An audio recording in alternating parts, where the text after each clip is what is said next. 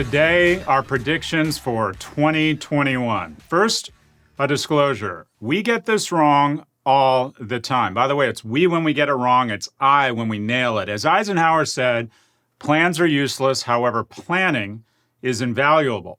The meta trend driving our analysis this year is the great dispersion. The core value a company offers is being dispersed directly to end consumers and skipping the traditional channels of distribution, be they stores, movie theaters, doctors' offices, or banks. The past 50 years of business have been defined by globalization, followed by digitization. What will define the next decade in business? Dispersion. One of the first and biggest tidal waves of dispersion, inspired by the pandemic, is the dispersion of headquarters.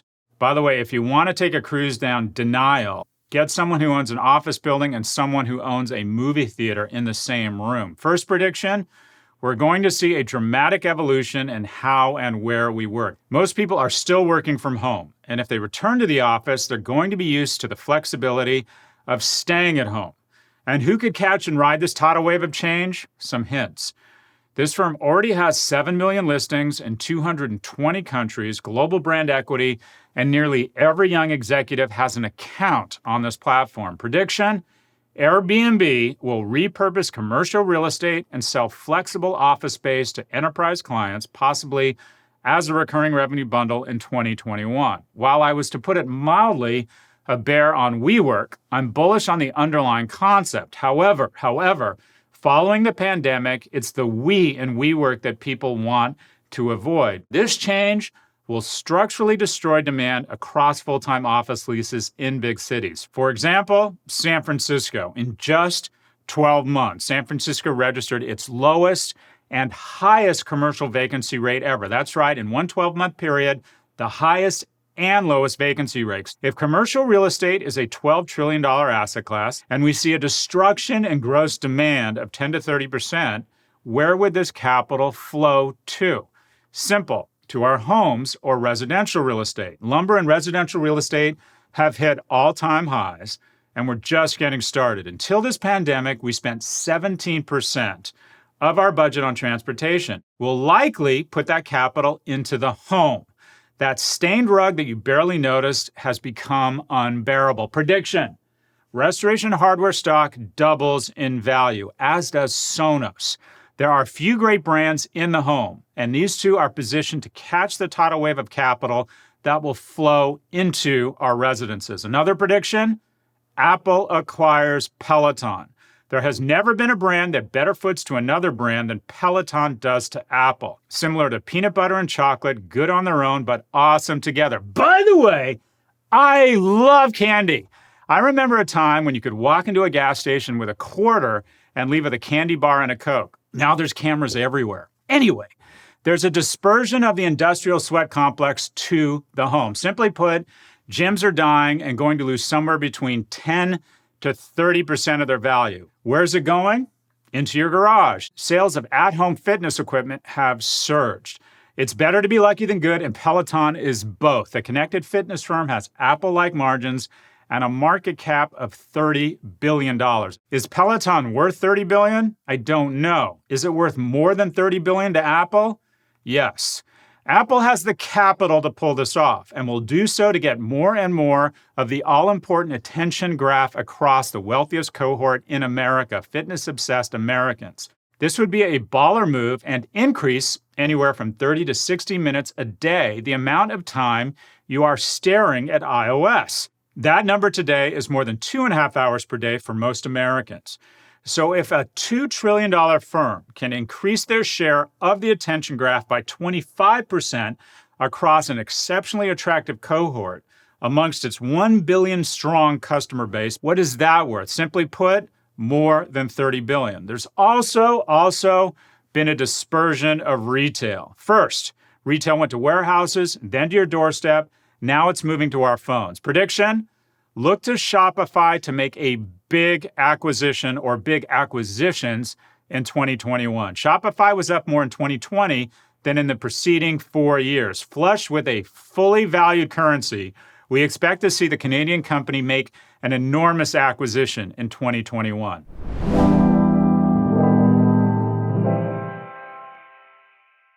I am less bullish on Zoom. We believe Zoom will either acquire or merge with a big company in 2021. And a bit of a passive-aggressive prediction, Zoom will be the AOL of the COVID era.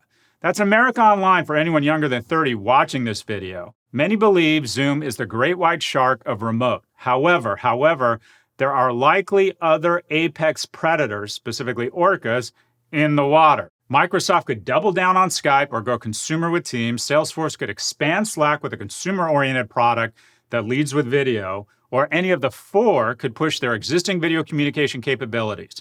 In short, they will featureize video and eat Zoom's lunch. Look out below. We believe Zoom is vulnerable and its $113 billion market capitalization inflated. Unlike its competitors, Zoom doesn't have an enterprise mode. Zoom either has to buy its way out of this or sell. I predict Zoom will recognize this and try to merge with a traditional big EBITDA company. Prediction, that merger will likely go down as one of the worst in history, perhaps securing second place behind the original AOL Time Warner merger. What would be an interesting acquisition or merger? Zoom and WhatsApp, recently spun by Facebook after they are found guilty of monopoly abuse and forced as a remedy to break up or divest WhatsApp and Instagram, which, by the way, brings us to another form of dispersion, breakups, courtesy of the energized state and federal antitrust authorities. Prediction, in the face of antitrust, Facebook stock increases and Amazon prophylactically spins AWS, which will be the most valuable company in the world by 2025. You can find a link to many of our thoughts on this in the description, but simply put, every stakeholder except the sociopath running the firm benefits in a breakup.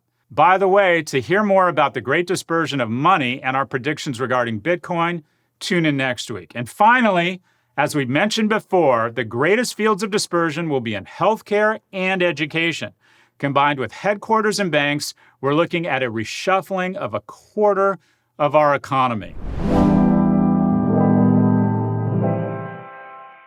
Now, we want to take a moment to look back on the shit show of 2020 and acknowledge the individual who emerged as our Person of the Year. This isn't a joke. We've thought a lot about this. Prof G's 2020 Person of the Year is the founder of Amazon, who has inspired all of us here at Prof G. Specifically, you heard that right, our Person of the Year is Mackenzie Scott. Mackenzie Scott, the unacknowledged co-founder of Amazon that doesn't get the credit for her early contributions to the retail behemoth. In a Medium post published in December 2020, Scott announced she'd given away $4.2 billion in the past 4 months to nearly 400 organizations. That's on top of $1.7 billion in gifts earlier in July. While Jeff is having the mother of all midlife crises chasing silicone and Botox, Mackenzie is giving billions to local YMCAs across the country. By the way, the best revenge is to live a wonderful life. And our sense is that Miss Scott is living hers. She didn't hamstring her gifts with RFPs, naming rights, or phone calls to the admissions director to advocate for her doubles partner's impressive son. Scott took a data-driven approach to giving. She started with 6,400 potential organizations. Then her team evaluated their leadership and the results with special attention to those operating in communities facing inequity and poor access to philanthropic capital. Miss Scott is not just more generous than her co-founder, she's smarter. Scott is one of the few beneficiaries of the pandemic to acknowledge this ugly truth. The wealthy have accrued massive incremental wealth during a crisis that has devastated so many. There are many of us, and we don't like to say this out loud, who are living our best lives. For much of the top 10%, the pandemic has meant some inconvenience, but substantially more time with loved ones, more time with Netflix, and our stock portfolios have never been stronger. What is America? Is it a set of beliefs that we cement, hopefully, with actions? Are we the most innovative culture on earth? No. Are we the most powerful? Doesn't appear so. An economy a 1/12 of our size has infiltrated our federal agencies, and a virus 1/400th the width of a human hair has laid bare our comorbidities, our arrogance, our weakness. However, Ms. Scott gives us hope that we are still a nation of people who recognize their blessings and pursue not just prosperity, but progress. We take some comfort from Scott's actions that America, for all its faults, still strives to be a culture of generosity and empathy. We'll see you next week.